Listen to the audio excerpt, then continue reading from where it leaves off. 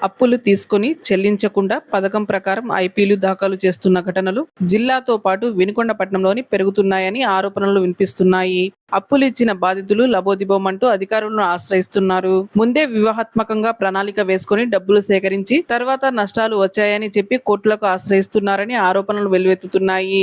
కొందరు వ్యాపారులు మొదట విశ్వాసం కలిగించేలా ప్రవర్తించి వ్యక్తిగతంగా పెద్ద మొత్తంలో డబ్బులు అప్పుగా తీసుకుంటున్నారు. కొంతకాలం వ్యాపారం సజావుగా నడుస్తున్నట్లు చూపించి తరువాత అకస్మాత్తుగా నష్టాలు వచ్చాయని ప్రకటిస్తున్నారు. నర్సరావుపేటలోని ఓ ప్రైవేట్ చిట్ ఫండ్ సంస్థ ద్విచక్ర వాహనాలు యజమాని బోర్డు తిప్పేయడంతో నష్టపోయిన వారిలో వినుకొండపట్నానికి చెందిన వారు ఉన్నారు.